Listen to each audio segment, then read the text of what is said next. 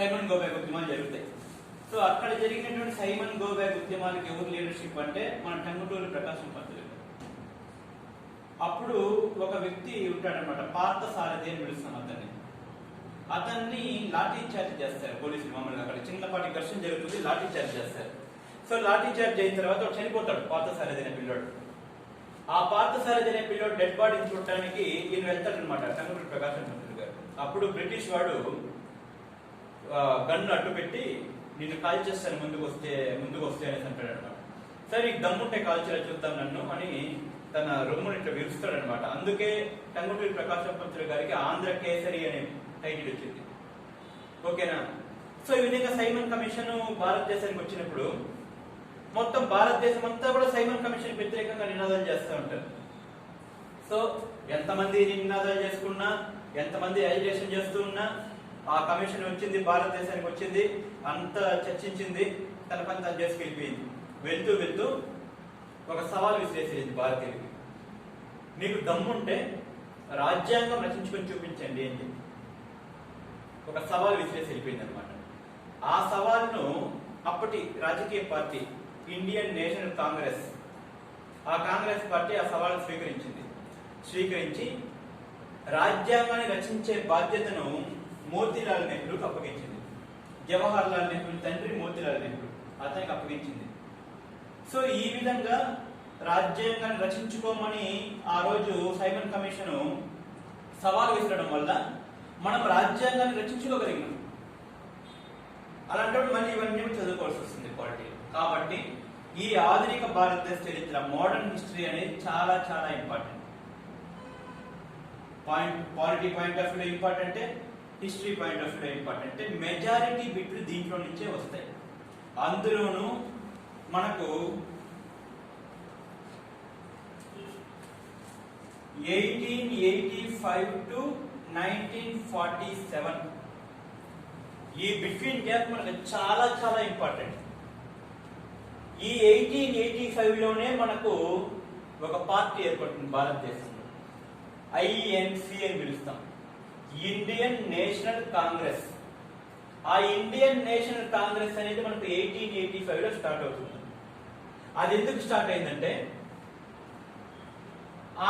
ఈ Indian national Congress అనే పార్టీని ఒక retired British civil servant A O Hume, Allan Octavius Hume అనే అతను స్టార్ట్ చేస్తాడు.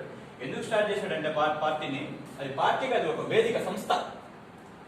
ఆ సంస్థ కాస్త ఒక రాజకీయ పార్టీగా రూపుదిద్దుకుంది.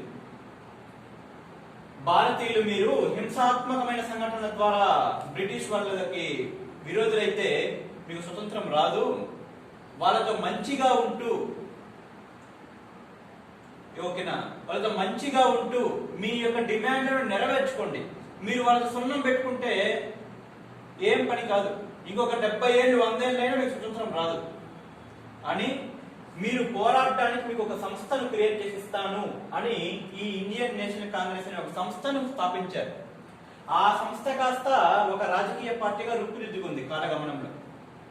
సో 1885 to 1905 ఒక స్టేజ్,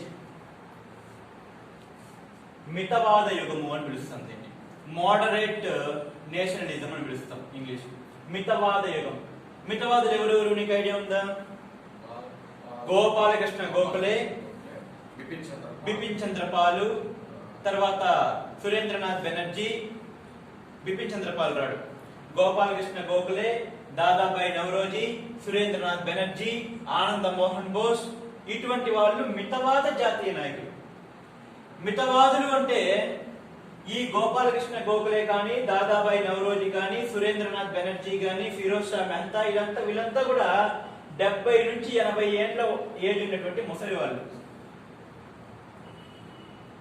పైపెచ్చు ధనవంతులు. సో ఈ ధనవంతులైనటువంటి వాళ్ళు, ముసలి వాళ్ళు 1885 నుండి 1905 వరకు ఆ కాంగ్రెస్ పార్టీని లీడ్ చేశారు. వీళ్ళ యొక్క ఎయిమ్ ఒకటే, బ్రిటిష్ వాళ్ళు వీళ్ళ యొక్క ఈ మితవాదులు ఏమని భావించారంటే బ్రిటిష్ వాళ్ళు మనల్ని పరిపాలించడానికి, మన దేశాన్ని ఉద్ధరించడానికి వచ్చినటువంటి దైవాంశ సంభూతులుగా భావించారు. స్వతంత్రం మన లక్ష్యం కాదు. బ్రిటిష్ వాడు భారతదేశాన్ని వదిలి వెళ్ళిపోతే భారతదేశం మళ్ళీ అనాగరిక స్థాయికి వెళ్ళిపోతుంది. అది మనకి ఇష్టం లేదు. బ్రిటిష్ వాళ్ళతో మంచిగా ఉంటూ మన యొక్క డిమాండ్లను సాధించుకోవాలి అనే తత్వం ఉండే వాళ్ళు ఈ మితవాద జాతీయ నాయకులు. వీటి వల్ల దేశానికి ఎటువంటి ప్రయోజనం లేదు. 3P ఫార్ములా అని పిలుస్తాం. 3 Pలు ఉంటాయి. ఒక P పిటిషన్, తర్వాత ప్రేయర్, ప్రొటెస్ట్. దీన్ని 3P ఫార్ములా అని పిలుస్తాం మనం. అంటే మనకి ఏదైనా డిమాండ్ కావాలా, మనకి ఏదైనా ఒక పని కావాలా, ఫస్ట్ పిటిషన్ పెట్టుకునేవాళ్ళు. ఆ పిటిషన్ ని వాళ్ళు స్వీకరించలేదనుకో అభ్యర్థించేవాళ్ళు. దానికి ఒప్పుకోలేదనుకో రోడ్డు పైకి వచ్చి ఒక మూల కూర్చొని ప్రశాంతంగా శాంతియుతంగా ధర్నాలు చేసుకునేవాళ్ళు అనమాట. దీన్నే మనం 3P ఫార్ములా అని పిలుస్తాం. సో 1885 నుండి 1905 వరకు జరిగింది ఈ విషయం. మళ్ళీ 1905 నుండి 1920 వరకు అతివాద యుగం, ఎక్స్టర్నలిస్ట్ నేషనలిజం అని పిలుస్తాం దీన్ని.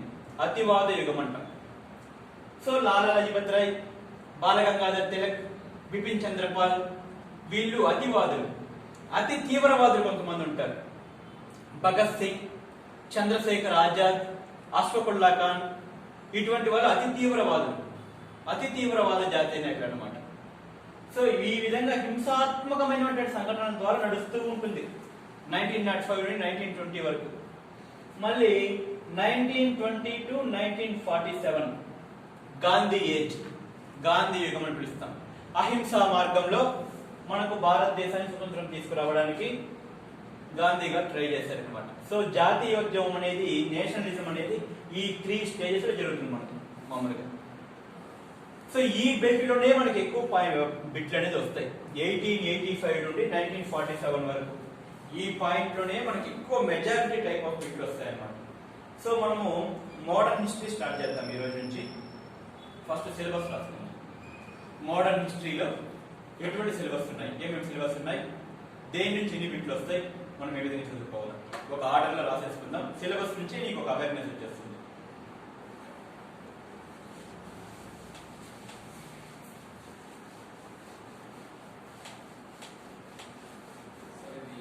గవర్నర్ జనరల్ అనేది ఎలా వస్తుంది సార్? చెప్తాను. అంటే ఏం షేడ్ వస్తుంది?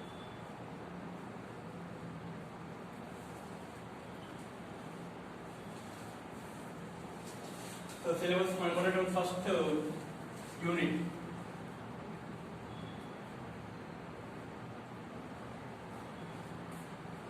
ఐరోపా వాసుల రాక, ఫస్ట్ చాప్టర్ పేరు.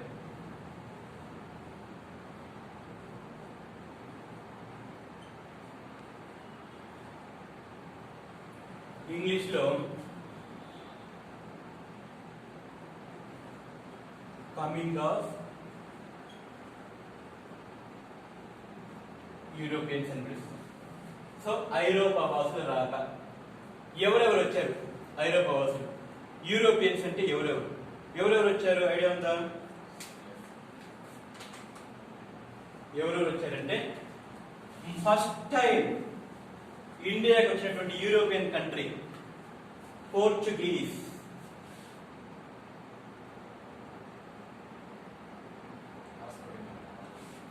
పోర్చుగీస్,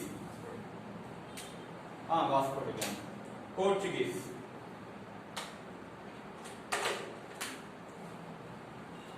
రెండవ కంట్రీ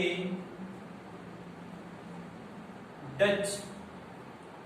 మూడవ కంట్రీ బ్రిటన్. నాలుగవ కంట్రీ డేనిష్. ఐదవ కంట్రీ ఫ్రెంచ్. సో వీళ్ళు మన భారతదేశానికి వచ్చినటువంటి European countries. Portuguese, Dutch, Britain, Danish, French. ఇందుకు వీళ్ళు భారతదేశానికి ఎందుకు వచ్చారు? భారతదేశానికి రావడానికి గల కారణం ఏమి? రేటింగ్స్. ట్రేడింగ్స్. ఏం ట్రేడింగ్స్? వాళ్ళ వస్తువులు మనకి ఎగుమతి చేసి మన వస్తువులు వాళ్ళు అలాగా ఎందుకు వచ్చారంటే యూరోపియన్స్ భారతదేశానికి, భారతదేశం అనేది ఇక్కడెక్కడో ఉంటుంది ఈస్ట్ సైడ్, యూరోప్ అనేది ఎక్కడో ఉంటుంది వెస్ట్ సైడ్. సో ఆ వెస్ట్ సైడ్ ఉన్నటువంటి వాళ్ళు, వెస్టర్న్ కంట్రీస్ వాళ్ళు ఈస్ట్ సైడ్ ఉన్నటువంటి ఇండియాకి వచ్చారు వ్యాపారం చేసుకోవడానికి. So India